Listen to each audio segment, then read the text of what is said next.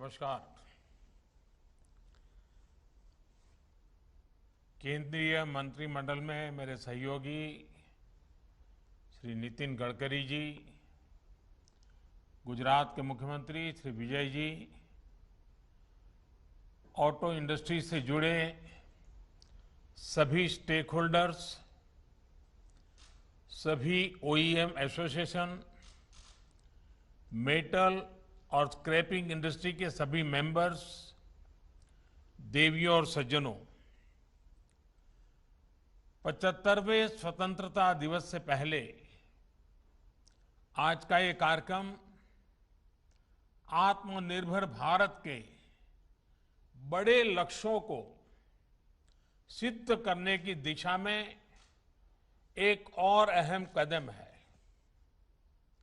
आज देश national automobile scrappage policy launch कर रहा है। ये पॉलिसी नए भारत की मोबिलिटी को, ऑटो सेक्टर को नई पहचान देने वाली है। देश में व्हीकल पॉपुलेशन के मॉडर्नाइजेशन को, अनफिट व्हीकल्स को एक साइंटिफिक मैनर में सड़कों से हटाने में ये पॉलिसी बहुत बड़ी भूमिका निभाएगी। देश के करीब करीब हर नागरिक, हर इंडस्ट्री, हर क्षेत्र पर इससे सकारात्मक परिवर्तन आएगा। साथियों, आप सभी जानते हैं कि देश की अर्थव्यवस्था के लिए मोबिलिटी कितना बड़ा फैक्टर है। मोबिलिटी में आई आधुनिकता ट्रैवल और ट्रांसपोर्टेशन का बोझ तो कम करती ही है, आर्थिक विकास के लिए भी मददगार साबित होती है। 21वीं सदी का भारत क्लीन, कंजेशन फ्री और कन्वीनियंट मोबिलिटी का लक्ष्य लेकर चले, ये आज समय की मांग है। और इसलिए सरकार द्वारा आज का ये कदम उठाया गया है। और इसमें इंडस्ट्री के आप सभी दिग्गजों की, आप सभी स्टेक होल्डर्स की बहुत बड़ी भूमिका है। साथियों, नई scrapping policy waste to wealth, कचरे से कंचन के अभियान की सर्कुलर इकोनॉमी की एक अहम कड़ी है। ये पॉलिसी देश के शहरों से प्रदूषण कम करने और पर्यावरण की सुरक्षा के साथ तेज विकास की हमारी कमिटमेंट को भी दर्शाती है। रीयूज, रिसाइकल और रिकवरी के सिद्धांत पर चलते हुए ये पॉलिसी ऑटो सेक्टर में, मेटल सेक्टर में देश की आत्मनिर्भरता को भी नई ऊर्जा देगी। इतना ही नहीं, ये पॉलिसी देश में 10,000 करोड़ रुपए से अधिक का नया निवेश लाएगी और हजारों रोजगार का निर्माण करेगी। साथियों, आज जो प्रोग्राम हमने लॉन्च किया है, उसकी टाइमिंग अपने आप में बहुत विशेष है। हम आजादी के 75वें वर्ष में प्रवेश करने वाले हैं। यहां से देश के लिए अगले 25 वर्ष बहुत महत्वपूर्ण है। इन आने वाले 25 साल में हमारे कामकाज के तरीका, हमारे रोजमर्रा के जीवन, हमारे व्यापार कारोबार में अनेक अनेक परिवर्तन होने वाले हैं। होंगे ही। जिस तरह टेक्नोलॉजी बदल रही है, हमारी लाइफस्टाइल हो या फिर हमारी इकोनॉमी, दोनों में बहुत बदलाव होगा। इस परिवर्तन के बीच हमारे पर्यावरण, हमारी जमीन, हमारे संसाधन, हमारे रॉ मटेरियल, इन सभी की रक्षा भी उतनी ही जरूरी है। टेक्नोलॉजी को ड्राइव करने वाले रेयर अर्थ मेटल्स, जो आज ही रेयर है, लेकिन जो मेटल आज उपलब्ध हैं, वो भी कब रेयर हो जाएंगे, ये कहना मुश्किल है। भविष्य में हम टेक्नोलॉजी और इनोवेशन पर तो काम कर सकते हैं, लेकिन जो धरती माता से हमें संपदा मिलती है, वो हमारे हाथ में नहीं है।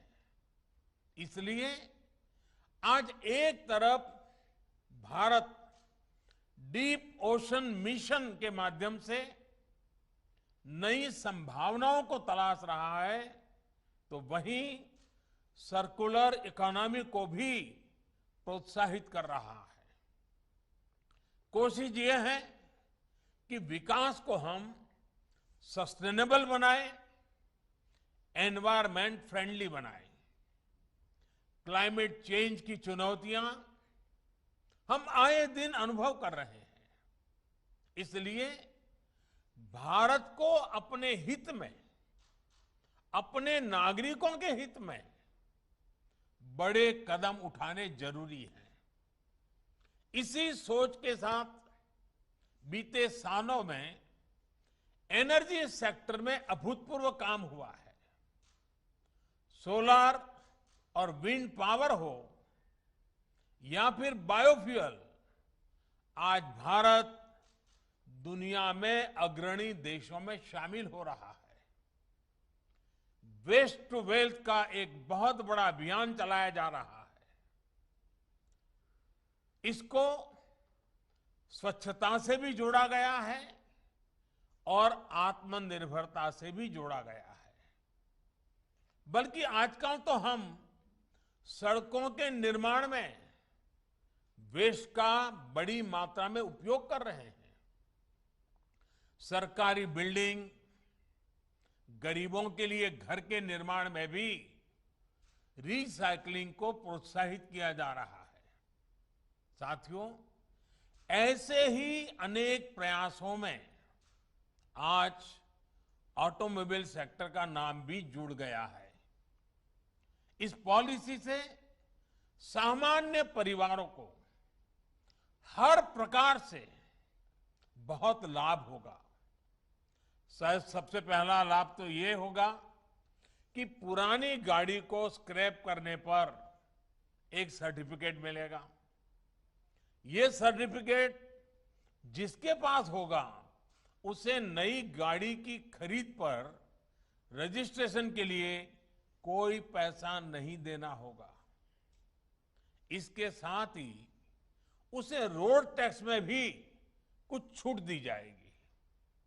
दूसरा लाभ यह होगा कि पुरानी गाड़ी की maintenance cost, repair cost, fuel efficiency, इसमें भी बचत होगी। तीसरा लाभ सीधा जीवन से जुड़ा है। पुरानी गाड़ियां, पुरानी टेक्नोलॉजी के कारण रोड एक्सीडेंट का खतरा बहुत अधिक रहता है, उससे मुक्ति मिलेगी। चौथा, इससे हमारे स्वास्थ्य पर प्रदूषण के कारण जो असर पड़ता है, उसमें भी कमी आएगी। और सबसे बड़ी बात यह है कि इस पॉलिसी के तहत गाड़ी सिर्फ उसकी एज देखकर ही स्क्रैप नहीं की जाएगी। गाड़ियों का वैज्ञानिक तरीके से ऑथोराइज ऑटोमेटेड टेस्टिंग सेंटर्स पर फिटनेस टेस्ट होगा। अगर गाड़ी अनफिट होगी तो वैज्ञानिक तरीके से स्क्रैप किया जाएगा। इसके लिए देश भर में जो रजिस्टर्ड व्हीकल स्क्रैपिंग फैसिलिटीज बनाई जाएगी वो टेक्नोलॉजी ड्रिवन हो, ट्रांसपेरेंट हो, ये भी सुनिश्चित किया जाएगा। साथियों, फॉर्मल स्क्रैपिंग पर क्या लाभ होता है, गुजरात ने तो उसे साक्षात अनुभव किया है और अभी नितिन जी ने भी इसका वर्णन किया। गुजरात के अलंग को शिप रिसाइकलिंग हब के रूप में जाना जाता है। अलंग दुनिया की शिप रिसाइकलिंग इंडस्ट्री में अपनी हिस्सेदारी तेजी से बढ़ा रहा है। शिप रिसाइकलिंग के इस इंफ्रास्ट्रक्चर ने यहां रोजगार के हजारों नए अवसर तैयार किए हैं। इस पूरे क्षेत्र में इंफ्रास्ट्रक्चर भी है और कुशल स्किल्ड मैनपावर भी है। ऐसे में जहाजों के बाद गाड़ियों की स्क्रैपिंग का भी ये बहुत बड़ा हब बन सकता है। साथियों, स्क्रैपिंग पॉलिसी से पूरे देश में स्क्रैप से जुड़े सेक्टर को नई ऊर्जा मिलेगी, नई सुरक्षा मिलेगी। विशेष रूप से स्क्रैपिंग से जुड़े जो हमारे कामगार हैं, जो छोटे कारोबारी हैं, उनके जीवन में बहुत बड़ा बदलाव आएगा। इससे कामगारों को सुरक्षित माहौल मिलेगा, संगठित क्षेत्र के दूसरे कर्मचारियों जैसे लाभ भी उनको मिल पाएंगे। इतना ही नहीं, स्क्रैप का काम करने वाले छोटे कारोबारी ऑथोराइज्ड स्क्रैपिंग सेंटर्स के लिए कलेक्शन एजेंट्स का काम भी कर सकते हैं। साथियों, इस प्रोग्राम से ऑटो और मेटल इंडस्ट्री को बहुत बड़ा बूस्ट मिलेगा। बीते साल ही हमें लगभग 23,000 करोड़ रुपए का 23,000 करोड़ रुपए का स्क्रैप स्टील इंपोर्ट करना पड़ा है, क्योंकि भारत में जो अभी तक स्क्रैपिंग होती है वो प्रोडक्टिव नहीं है। एनर्जी रिकवरी ना के बराबर है। हाई स्ट्रेंथ स्टील एलॉय की पूरी वैल्यू नहीं निकल पाती और जो कीमती मेटल है उनकी रिकवरी भी नहीं हो पाती। अब जब एक साइंटिफिक टेक्नोलॉजी आधारित स्क्रैपिंग होगी तो हम रेयर अर्थ मेटल्स को भी रिकवर कर पाएंगे। साथियों, आत्मनिर्भर भारत को गति देने के लिए भारत में इंडस्ट्री को सस्टेनेबल और प्रोडक्टिव बनाने के लिए निरंतर कदम उठाए जा रहे हैं। हमारी ये पूरी कोशिश है कि ऑटो मैन्युफैक्चरिंग से जुड़ी वैल्यू चेन के लिए जितना संभव हो उतना कम हमें इंपोर्ट पर निर्भर रहना पड़े। लेकिन इसमें इंडस्ट्री को भी थोड़े एक्स्ट्रा एफर्ट्स की जरूरत है।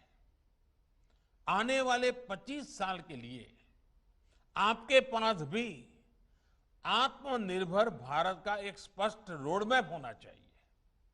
देश अब क्लीन, कंजेशन फ्री और कन्वीनियंट मोबिलिटी की तरफ बढ़ रहा है।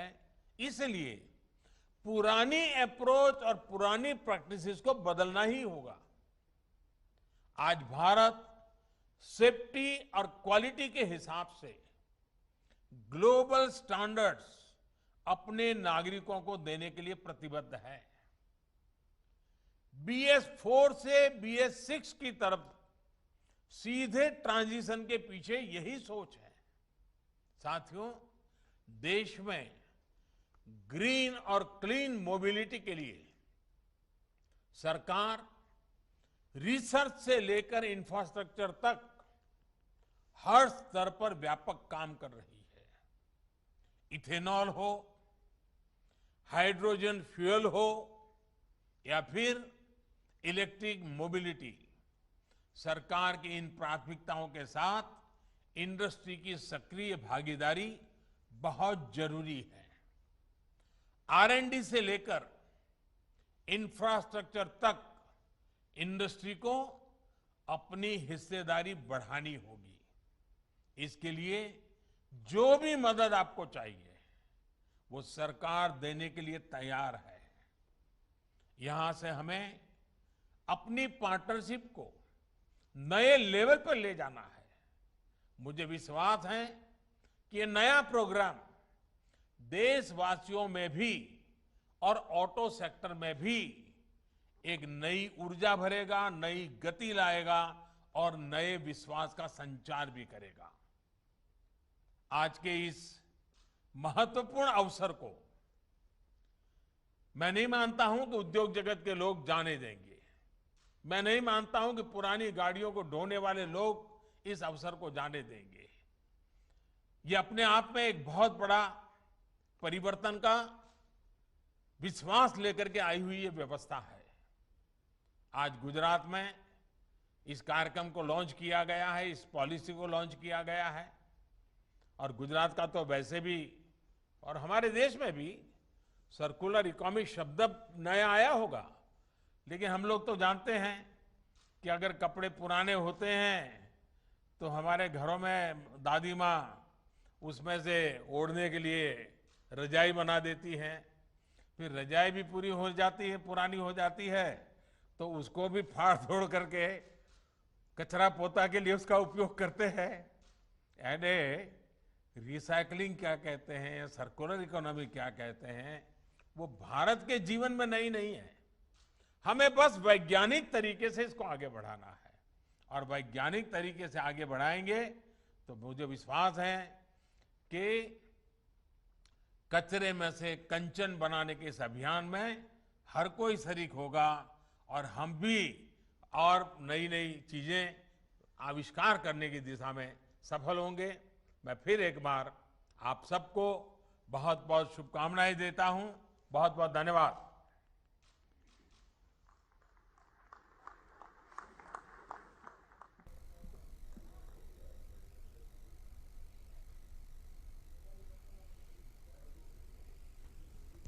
माननीय प्रधानमंत्री